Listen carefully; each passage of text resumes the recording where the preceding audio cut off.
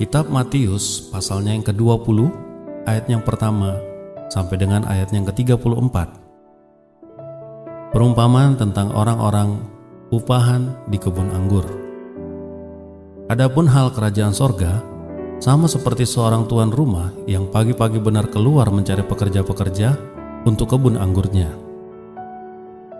Setelah ia sepakat dengan pekerja-pekerja itu mengenai upah sedinar sehari, ia menyuruh mereka ke kebun anggurnya. Kira-kira pukul 9 pagi ia keluar, dan dilihatnya ada lagi orang-orang lain menganggur di pasar. Katanya kepada mereka, "Pergi jugalah kamu ke kebun anggurku, dan apa yang pantas akan kuberikan kepadamu." Dan mereka pun pergi. Kira-kira pukul 12 dan pukul 3 petang ia keluar pula dan melakukan sama seperti tadi. Kira-kira pukul 5 petang ia keluar lagi dan mendapati orang-orang lain pula. Lalu katanya kepada mereka, "Mengapa kamu menganggur saja di sini sepanjang hari?"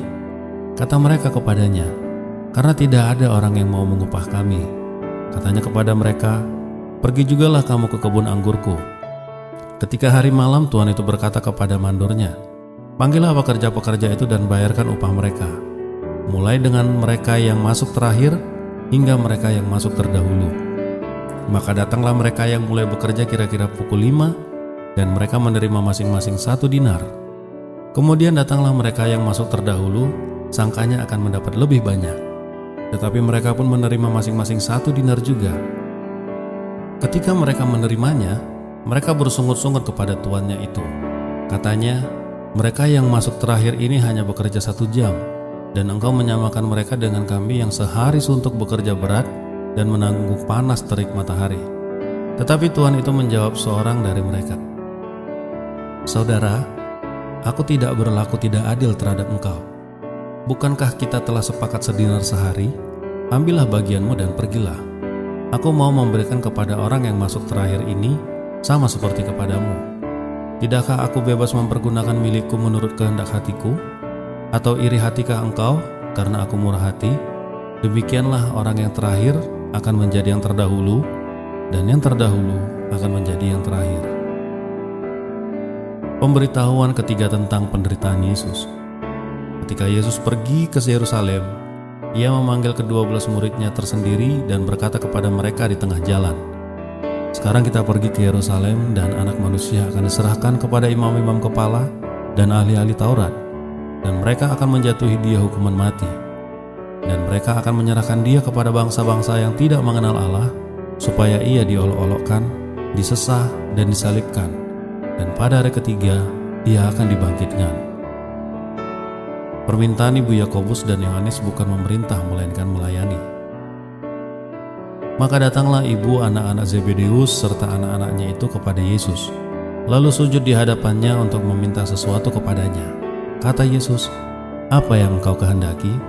Jawabnya, "Berilah perintah supaya kedua anakku ini boleh duduk kelak di dalam kerajaanmu, yang seorang di sebelah kananmu dan yang seorang lagi di sebelah kirimu." Tetapi Yesus menjawab katanya, "Kamu tidak tahu apa yang kamu minta. Dapatkah kamu meminum cawan yang harus kuminum?" Kata mereka kepadanya, "Kami dapat." Yesus berkata kepada mereka, "Cawanku memang akan kamu minum, tetapi hal duduk di sebelah kananku atau di sebelah kiriku, aku tidak berhak memberikannya.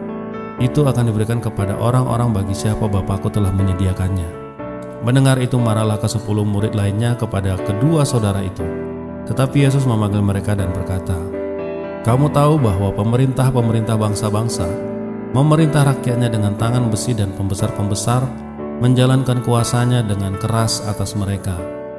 Tidakkah demikian di antara kamu? Barang siapa ingin menjadi besar di antara kamu, hendaklah ia menjadi pelayanmu. Dan barang siapa ingin menjadi terkemuka di antara kamu, hendaklah ia menjadi hambamu. Sama seperti Anak Manusia datang bukan untuk dilayani, melainkan untuk melayani dan untuk memberikan nyawanya bagi tebusan bagi banyak orang." Yesus menyembuhkan 2 orang buta. Dan ketika Yesus dan murid-muridnya keluar dari Yeriko, orang banyak berbondong-bondong mengikuti dia.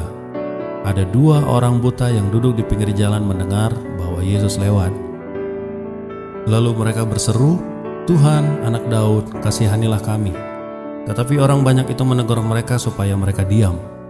Namun mereka makin keras berseru katanya, Tuhan, Anak Daud, kasihanilah kami."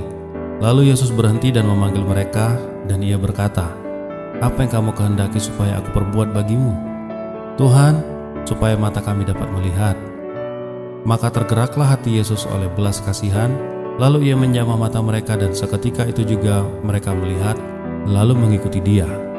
Demikian firman Tuhan.